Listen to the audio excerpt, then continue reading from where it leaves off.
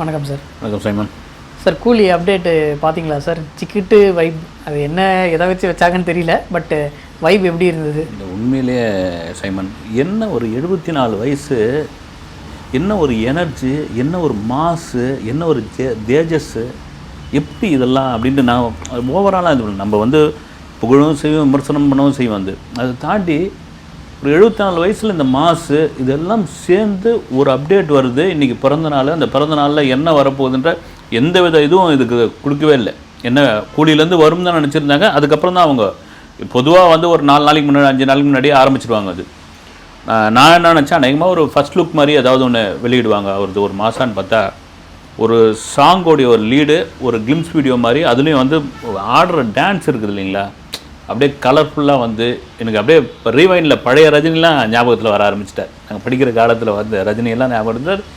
இன்றைக்கும் அவருக்கு அவ்வளோ பெரிய ஃபேன்ஸ் இருக்கிறதுக்கான காரணம், இன்றைக்கும் நான் வந்து 171, 172, 173 நான் அடிச்சுக்கிட்டே இருப்பேன்யா அப்படின்னு சொல்கிறதுல ஒரு பெரிய காட் கிஃப்ட்டு. அதை லோகேஷ் கனகராஜ் மிக சரியாக அந்த அந்த பாயிண்ட்டை பிடிச்சிட்டாருன்னு எனக்கு இதிலே தோணுது. நீங்கள் மிகப்படுத்தலாம் கிடையாது. வந்து ஒரு இயக்குனருக்கு ஒரு பொதுவாகவே சொல்லுவாங்க, வந்து ஒரு வெளியே இருக்கிற புலியை விட கூண்டில் அடைக்கப்பட்ட புலிக்கு தான் வேகம் அதிகமாக இருக்கும். எதுக்கு சொல்கிறேன்னா, ஒரு லியோ படத்தின் மீதான விமர்சனம், லியோ படம் வந்து ஒரு பெரிய ஹிட்டாகவும் நடந்தப்போ செகண்ட் ஹாஃப்லாம் வந்து விமர்சனமாகி அந்த விமர்சனத்துலேருந்து மீண்டு வந்து லோகேஷ் கனகராஜ் இனிமேல் படமே பண்ண முடியாதுன்னா பெரிய ஹீரோக்கெல்லாம் யாரும் கால்ஷீட் கொடுத்துட்டாரு. இப்போ ரஜினிலாம் வந்து அவரை ட்ராப் பண்ணிட போகிறாங்க அப்படின்ற மாதிரி விமர்சனம் வந்து நீ தான் ஏன் பண்ணுற அப்படின்ற அளவுக்கு இறங்கி இன்றைக்கி இந்த ஒரு பிறந்தநாள் ஒரு இதுவாக வந்து கொடுத்ததை ரஜினி ரசிகர்கள், பொதுவான ரசிகர்கள்லாம் கொண்டாடிக்கிட்டு இருக்காங்க. சரி, எனக்கு அதில் ஹைலைட்டாக தெரிஞ்சது என்னென்னா, நம்ம வந்து யோசிக்காத விஷயம் என்னென்னா டிஆரோட சவுண்டு. அவர் வந்து இந்த சவுண்டை நான் இதுக்கு முன்னாடி ஒரு 14 வருஷத்துக்கு முன்னாடி கேட்டிருக்கேன்.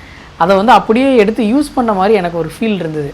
இந்த இதில் எப்படி சார் அவரை உள்ளே கொண்டு வந்தாங்க? இல்லை, இதுதாங்க வந்து இன்றைக்கி வந்து நம்ம ஒரு பக்கம் ரஜினிகாந்த் எப்படி எவர் கிரீனாக நினைக்கிறோமோ, இன்னொரு பக்கம் வந்து டிஆர் இன்றைக்கும் வந்து டக்கு நக்கான்னு சொன்னாலும் சரி, அவர் வந்து நின்று ஸ்டேஜில் மூச்சு விடாமல். இப்போ ஏதோ ஒரு வீடியோ பார்த்தேன், நடிகை வடிவுக்கரசி அவங்களுடைய ஒரு 45வது ஆண்டு விழாவுக்கு வந்து நான் வரக்கூடாதுன்னு நினச்சா, நான் இந்த அம்மாவுக்காக வந்தேன்னு சொல்லி ஒரு ரைம் ஒன்று பேச ஆரம்பிக்கிறாரு.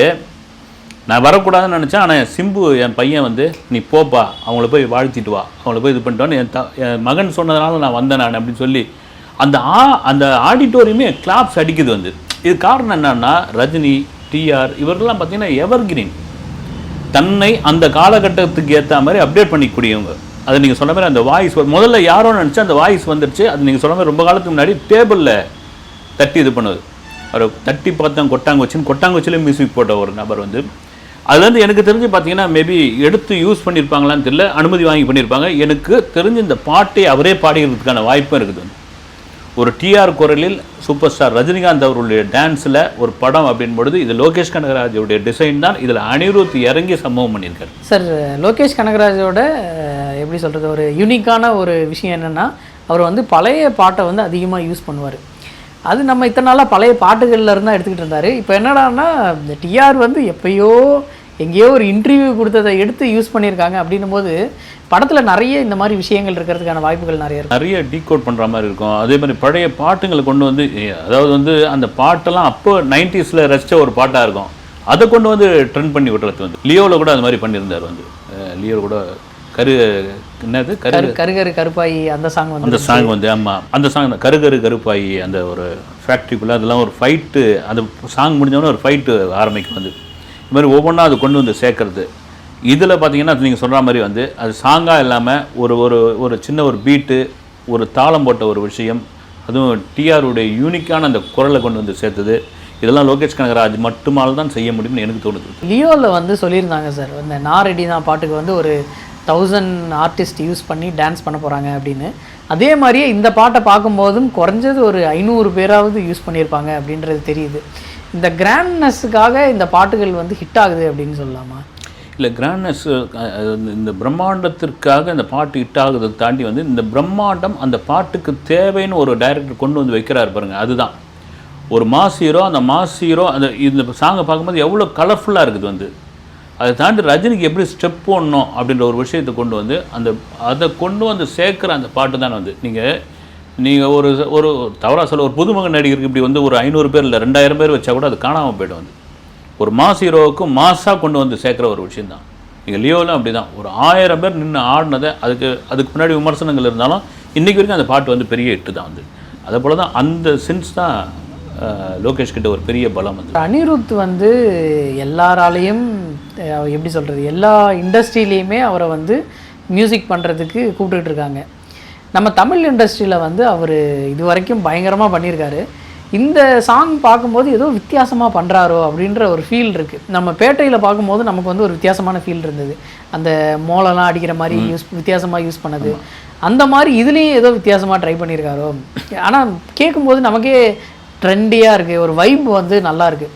இந்த மாதிரி வைப்பு, இந்த மாதிரி பல்ஸ் எல்லாம் எங்கே இருந்து சார் பிடிப்பார்? உண்மையாக வந்து அதுவும் இன்றைய அந்த 2K கிட்ஸுடைய இளைஞர்களுடைய அந்த பல்ஸை பிடித்த ஒரே நபர் வந்து அனிருத் தான். அவர் மேலே 1000 விமர்சனம் பண்ணலாம், இது ஒன்றாலும் பண்ணலாம். நீங்கள் சொன்ன மாதிரி பேட்டையில் ஆரம்பித்தது வந்து, அதுக்கப்புறம் ஜெயிலரில் வந்து, ஜெயிலரில் அவர் மேடை ஏறி ரஜினிகாந்த் வந்து இந்த படத்தோட வெற்றியில் பெரும் பங்கு அனிருத்துக்கு உண்டுன்னு சொன்னதே பெரிய விஷயம்.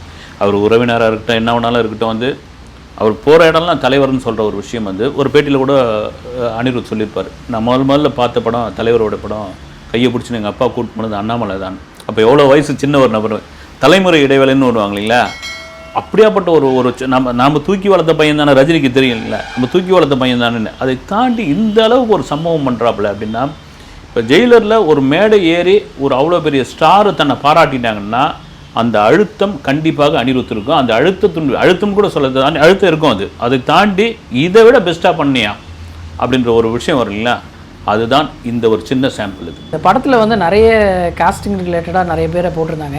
எனக்கு வந்து குறிப்பிட்டு பார்க்கணுன்னா அதில் வந்து சத்யராஜும் இருக்கார். இத்தனை வருஷமாக அவர் வந்து ரஜினி சார் கூட படம் பண்ணதில்லை. நடுவில் நிறைய கான்ட்ரவர்சிஸும் பேசியிருக்காங்க. அப்படி இருக்கும்போது எப்படி சார் ஒரு படத்தில் இணைஞ்சு நடிக்கிறதுக்கு வாய்ப்பு? ரொம்ப, அதாவது வந்து ஒரு காலத்தில் சத்யராஜ் நடிக்க வந்த புதுசில் எனக்கு தெரிஞ்சு வந்து தம்பிக்கு அந்த ஒரு மிஸ்டர் பாரதெல்லாம் வந்து ரஜினி மகன் சத்யராஜ் அப்பானதுக்கெலாம் வந்து ஒரு ஹீரோ ஒரு நடிகர் ஒத்துக்கணும். அதெல்லாம் அப்போது ஒத்துக்கிட்டார். வந்து ஒரு இது வந்த பிறகு ஏதோ ஒரு மிஸ் அண்டர்ஸ்டாண்டிங் 2 பேருக்குள்ளே. எனக்கு தெரிஞ்சு மிஸ்டர் பாரத்தில் இந்த பிரச்சனை ஏற்பட்டதுன்னு நாங்கள் வந்து சத்யராஜ் நடித்த சில காட்சிகள் வந்து ஃபுட்டேஜில் வந்து எடிட்டிங்கில் வந்து அதிகமாக வந்துருச்சுன்னு தூக்க வேண்டியது அது டைரக்டர் பண்ண முடிவு. அது ரஜினி சொல்லி தான் பண்ணாங்கன்ற மாதிரி யாரோ பற்ற வச்ச ஒரு விஷயம்லாம் கூட அது மனசுக்குள்ளுக்குள்ளே வச்சுக்கிட்டு அதன் பிறகு வந்து அவர் கமல் கேங்காக மாறினார். வந்து சத்யராஜ் கமலுடைய ஆஸ்தான ஒரு நடிகராக மாறினார். ராஜ்கமல் ஃபிலிம்ஸில் அவருக்காக எடுத்த படங்கள்லாம் உண்டு. அப்படி மாறினப்போ அப்புறமா வந்து காவிரி நீர் பிரச்சனை சமயத்தில் உள்ளூர் கோட்டு தண்டை சர்ற மாதிரியாக பேசுந்து காலம் அதை தாண்டி வயசுன்னு ஒன்று ஆகுது இல்லைங்களா, அப்படியே இருக்கும். அதெல்லாம் மீறி இன்றைக்கி சத்யராஜ் வந்து தெலுங்கு கன்னடத்தில் மிக முக்கியமான கேரக்டர் ஆர்டிஸ்ட் ஆகிட்டார். பாகுபலிக்கு பிறகு இந்தியாவில் ஒரு முக்கியமான கேரக்டர் நடிகராக ஆகிட்டார்.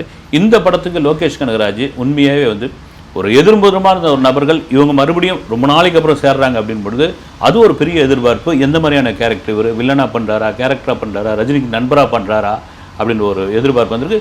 இதுதான் வந்து எப்போவுமே வந்து எளியும் புனையமாக இருக்க மாட்டாங்க. ரஜினியோடைய ஒரு ஸ்டேஜும் வந்துருச்சு, சத்யராஜும் ஒரு லெவலுக்கு வந்துட்டார். ஓகே அப்படின்னு சத்யராஜே மேடையில் சொல்லிகிட்டு இருக்காரு, ரஜினி புகழ்ந்து தான் பேசிகிட்டு இருக்காரு. அதெல்லாம் காலம் மாறும்போது காட்சிகளும் மாறிக்கிட்டே தான் இருக்கும். வந்து கூலியில் அவரோட பேட்ச் நம்பர் வந்து 1421 அப்படின்னு சொல்லி ஒரு இது வந்தது. அது கவனிச்சிருக்கிறீங்களா? அதுக்கு பின்னாடி வந்து ஏதாவது அர்த்தம் இருக்குமா சார்? அது லோகேஷ் கனகராஜனாலே டிகோட் தான். நான் கூட அதை கவனித்தேன். நான் வந்து நீங்கள் பழைய படம் ரஜினி படத்தில் இதே மாதிரி கூலியாக நடிச்சிருப்பார். தேங்காய் சீனிவாசன் இருப்பார். வந்து 786 அவருடைய பில்லையில் வந்துருக்கும். இது என்னடா 1421 வச்சுருக்காங்க அப்படின்ட்டு நான் அது சம்மந்தமாக சில விஷயங்கள் தேடும்போது கிடைச்ச ஒரு தகவல் என்னென்னா, இது வந்து படம் வந்து தங்கம் கடத்தில் மையமாக வச்சு எடுக்கிற படம் தான். நீங்கள் அந்த ஃபஸ்ட்டு கிளிப்ஸ்லாம் விட்டது இதெல்லாம் பார்த்தீங்கன்னா கோல்டில் வாட்சி, அந்த உள்ள தங்க சுரங்கம், ஒரு இப்போ எடுத்த காட்சியெலாம் பார்த்தீங்கன்னா வைசாக் துறைமுகம், அப்புறம் தூத்துக்குடியிலோட எடுக்க போகிறாங்க அப்படின்லாம் சொல்லியிருந்தாங்க. அப்புறம் சில கிரீன் மேட்லாம் எடுத்திருக்காங்க. இப்போ தங்கம் கடத்தலும் போது 14 கேரட் 21 கேரட் தங்கம். 14 கேரட் எங்கன்னா கல்ஃபில் தான் கிடைக்கும். அது என்னென்னா ரொம்ப ரொம்ப சுத்தமான தங்கம். 21 கேரட் வந்து ஏஷியா, அமெரிக்கா இங்கெல்லாம் இருக்குது. இது என்னென்னா 21 கேரட்டில் நகை செய்ய முடியும், ஜுவல்ஸ் செய்ய முடியும். 14 கேரட்டில் சுத்தமான தங்கத்தில் இது பண்ண முடியும். அதில் கலக்கணும், செம்பு கலக்கணும். அதை மையமாக அதை டீகோட் பண்ணுற மாதிரியான ஒரு விஷயந்தான் அந்த 1421. இந்த அளவுக்கு யோசிக்கிறாங்க இல்லை, அது பண்ணி தானே ஆகணும் உங்களுக்கு. இப்போ நாம் இப்போவே பேச ஆரம்பிச்சிட்டோம்னா இன்னும் அடுத்தடுத்து அப்டேட் வரும்பொழுது என்னென்ன கொண்டு வருவாங்க பாருங்கள். இது எதிர்பார்ப்பை கொண்டு வர ஒரு விஷயந்தான். வந்து அதில் லோகேஷ் கனகராஜ் உண்மையிலே கை தேர்ந்த ஒரு நபர் தான். நம்ம விக்ரமுக்கெலாம் எப்படி பார்த்தோம், அதை வந்து அப்டேட்டாக அடிக்கும் பொழுது கமலுடைய கேரக்டர் பெரிய சஸ்பென்ஸ் ஆகுது. லோகேஷ் கனகராஜ் திறமையான இயக்குனர். எங்கள் முதல் பாதி முழுக்க ஒரு படத்தினுடைய ஹீரோ அவர் தான் ப்ரொடியூசரு. ஏற்கனவே விக்ரம்னு ஒரு படம் எடுத்துட்டாரு. ஆனால் முதல் பாதி வரைக்கும் ஒரு ஹீரோவே அறிமுகமாட்டார். பகல் பாசியில் தான் ஹீரோவாக இருப்பார். இன்ட்ரோவுக்கு அப்புறம் ஒரு ஹீரோ அறிமுகமாகறாருன்னா அந்த கதை மீது எவ்வளோ நம்பிக்கை, அந்த டைரக்டர் மேலே எவ்வளோ நம்பிக்கை, அதே நம்பிக்கையை தான் கூலி படத்திலும் லோகேஷ் கனகராஜ் மீது ரஜினி வைத்திருப்பார்னு எனக்கு இந்த ஒரு சின்ன ஒரு சாங்கை ஒரு லீடை பார்க்கும்போது எனக்கு தெரியுது. அடுத்து நம்ம பார்த்தோம்னா இன்றைக்கி நடந்த கல்யாணம்ன்றது நிறைய பேர் பண்ணுறாங்க. செலிப்ரிட்டிஸோட மேரேஜஸ்னும் போது கொஞ்சம் பரபரப்பாக பேசுவாங்க. பட் இந்த வெட்டிங்கை பற்றி நம்ம பெருசாக பேசுகிறதுக்கான காரணம் என்னென்னா, யார் வெட்டிங்கையும் அட்டன் பண்ணாத விஜய் அவர்கள் கீர்த்தி சுரேஷ் அவங்களோட வெட்டிங் அட்டன் பண்ணியிருக்காங்க. அதை பற்றி என்ன சார் நினைக்கிறீங்க? உண்மையாகவே கீர்த்தி சுரேஷுக்கு திருமணம் இன்றைக்கி தான் நடக்க போகுதுன்னு ரொம்ப நாள் பிறந்து அவங்க கூட சொல்லியிருந்தாங்க. 15 வருட நண்பர், அதன் பிறகு காதலர் ஆண்டனி, அவரை தான் கல்யாணம் பண்ண போகிறோம். இவங்க இந்து, அவர் கிறிஸ்டின் முறைப்படியும் இந்து முறைப்படியும் 2 விதமாக கல்யாணம் நடக்கும்போது கோவாவில் அந்த கல்யாணம் அப்படின்னு இரு வீட்டாருடைய சொந்த பந்தங்கள் மட்டும்தான், ரொம்ப நெருங்கிய சொந்தங்கள் மட்டும்தான் அதில் கலந்துக்க போகிறாங்க. ரிசப்ஷன் கேரளாவில் வைக்கிறாங்களா இங்கே வைக்கிறாங்களான்னு தெரியல. ஆனால் திடீர்னு விஜயோட என்ட்ரி அங்கேயே பல பேருக்கு சஸ்பென்ஸ் ஆகிடுது. இதில் என்ன பண்ணியிருக்காங்க அப்படின்னா, இவங்க உறவினர்கள் தானே போனவங்க எல்லாரும் செல்ஃபோனை வாங்கி டேக்லாம் போட முடியாதுல்ல. அப்போ செல்ஃபோனை வாங்கி என்ன பண்ணியிருக்காங்க, இந்த கேமரா இருக்கிற பகுதியில் இருக்குல்ல அங்கே ஸ்டிக்கர் ஒட்டியிருக்காங்க. அப்பயும் அவங்களுக்கு என்னடா ஸ்டிக்கர் ஒட்டியிருக்காங்கன்னு, இதை வச்சுக்கோங்க நீங்கள் எதுவும் படம் சரி ஓகே, இது மாதிரி பார்த்தீங்கன்னா நெட்ஃப்ளிக்ஸ் மாதிரி ஏதாவது கொண்டு கூட வித்துட்டாங்களா என்னவோ, அதை ஏன் சார் சொல்கிறேன், அது மாதிரி அவங்க நினச்சிட்டாங்க போல வித்துட்டாங்களா என்னவோ அப்படின்ட்டு முடிவு பண்ணியிருக்காங்க. திடீர்னு விஜயோட என்ட்ரி ஆன பிறகு அட்டடா இது ஒட்டினது கரெக்ட் தான் அப்படின்னு, அதையும் பார்த்தீங்கன்னா பட்டு வேட்டி பட்டு சட்டை அப்படி சும்மா அவர் ஜம்முன்னு ஒரு 50 வயசில் மாப்பிள்ளை மாதிரி போய் இறங்குனது. ஏறக்குறைய விஜய் இன்றைக்கி திருமணத்துக்கு போனது எதுக்குன்னா, மிக சமீப காலமாக வந்த அந்த ஒரு கிசு வதந்திக்கு ஒரு கடுமையான முற்றுப்புள்ளி வச்சாச்சு. அதுக்காக தான் போயிருக்காரு. இது எப்படி கேட்குறதுன்னு தெரியல. இது ஏதோ ஏடகூடமாக கேட்டு விட்டுருப்பீங்க. அப்படியெல்லாம் இல்லை சார், ஒரு நடந்த விஷயந்தான். நாங்கள் எப்பயுமே நம்ம நடந்த விஷயத்தை பற்றி தான் பேசுவோம். நம்ம தனியாக இப்படி நடந்திருக்கலாமோ அப்படின்னு சொல்லிலாம் பேசுகிறதில்ல. அந்த மாதிரி பாண்டிச்சேரி கவர்மெண்ட்டுக்கிட்ட போய் இந்த பில்டிங் விலைக்கு எவ்வளோ அப்படின்னு சொல்லி கேட்கும்போது அவங்க தம்பி இது கவர்மெண்ட் சொத்துப்பா, விற்க முடியாது அப்படின்னு சொல்லி அமுச்சிட்டதா கேள்விப்பட்டேன். அந்த விஷயம் கூட தெரியாமல் போய் விலைக்கு கேட்டிருப்பாங்களா, இல்லை தெரிஞ்சே காசு நிறைய இருக்குது அப்படின்னு வேறு ஏதாவது கேட்க போகிறீங்களான்னு நானே பயந்துக்கிட்டு இருந்தேன். இன்னைக்கு காலையில் எழுந்த உடனே பேப்பர் படிக்கிறது நம்ம பழக்கம். தினத்தந்தி படித்த உடனே இப்படி ஒரு செய்தி கொட்டை எழுத்தில் தலைப்பாக போடுறது எனக்கே பக்குன்னு ஆகிடுச்சது. இது ஏதோ பட ப்ரொமோஷனுக்காக இது மாதிரி பண்ணியிருக்காங்களா, அரசு இதுவை போயிட்டு விலைக்கு கேட்டார் அப்படின்னு. விக்னேஷ் என்னங்க இது பாண்டிச்சேரி கவர்மெண்ட்டில் அதுவும் சுற்றுலாத்துறை அமைச்சர்கிட்டயே உட்காந்து கவுண்டமணிக்கு ஒரு இதில் லாட்ரி சீட் அடித்த உடனே அவர் பார்த்துட்டே இந்த தெரு என்ன விலை, இந்த ரோடு என்ன விலை, இந்த வீடு என்ன விலை, இந்த கக்கூஸ் என்ன விலை, இந்த ரேஞ்சில் பார்த்தீங்கன்னா அவர் இது பண்ணிகிட்டு இருப்பார். அது மாதிரி உட்காந்து ஒரு கவர்மெண்ட் பில்டிங்கை கேட்டிருக்காரு. தெரிஞ்சு கேட்டாரா இல்லை தெரியாமல் கேட்டாரா, லீஸுக்கு கேட்டாரா, எதுவுமே புரியல. கவர்மெண்ட் பில்டிங் அதுக்கு என்னென்னா அந்த கேட்டது ஒரு பிரெஞ்சு காலத்திலேருந்து பாரம்பரியமாக அதை அந்த கஃபே மாதிரி பழகுறது. ரொம்ப காலமாக பீச் ஓரம் இருக்கிற அதுக்கு தனி ஒரு ஃபேன்ஸே உண்டாது. இந்தியாவிலிருந்து வரக்கூடிய சுற்றுலா பயணிகள் அங்கே ஒரு கேப்பிச்சோனாவா அது வேறு ஏதாவது ஒரு இதுவாக அந்த டிஷ்ஷை சாப்பிட்டுட்டு அங்கே ஒரு ஃபோட்டோ எடுத்து போகிறது ஒரு பெரிய பெருமையாக நினைக்கக்கூடிய இடமா அப்படி தெரிஞ்சிருக்கு. இது எப்படி போய் விலைக்கு கேட்டாருன்னு தெரியல. அப்புறம் அது லீஸுக்கு கிடைக்குமான்னு கேட்டிருக்காரு. ஏங்க இருக்கிற மற்ற இடத்த போய் பாருங்கன்ற ரேஞ்சில் அவங்க சொல்லி அமைச்சிருக்காங்க. அதுதான் எனக்கு புரியாத புதிராக இருக்குது. அதை செய்தியாகவும் மாறி அவங்களுக்கு பேரதிர்ச்சி ஆகிருக்கும். என்னையா அது எவ்வளோ பெரிய செல்வாக்கில் இருக்கார் இவர் திடீர்னு இதை விலைக்கு கேட்குறாரு அப்படின்னு. Right okay. ஆமாம், அது ஏதோ இசை நிகழ்ச்சி கடைசியில் பார்த்தீங்கன்னா இசை நிகழ்ச்சி நடத்த போகிறேன், அதுக்கு இடம் கொடுங்கன்னு கேட்டிருக்கார் பொழுது. ஓகே, பாண்டிச்சேரி ஒரு முக்கியமான இடம் தான். ஆனால் எனக்கு என்னென்னா இந்த கூகுளில் தேடினாலே கிடச்சிடுமே நமக்கு. இன்றைக்கி எல்லா வசதியும் இருக்குது இல்லைங்களா. கூகுளில் தேடினா கூட அங்கே பாண்டிச்சேரியில் இருக்கிற நண்பர்களுக்கு கேட்டால் கூட தெரியும். அதுக்கப்புறம் நான் விசாரித்தப்போ தான் சொல்கிறாங்க ஏங்க அது ஃபேமஸான இடங்க, அது கஃபேங்க அது அப்படின்னு. எதுவும் தெரியாமல் கேட்டிருக்காரா, வேணும்னே கேட்டிருக்காரா, அல்லது கொடுப்பாங்க கவர்மெண்ட்டுன்னு வாங்கி இது பண்ணியிருக்காரான்னு தெரியல.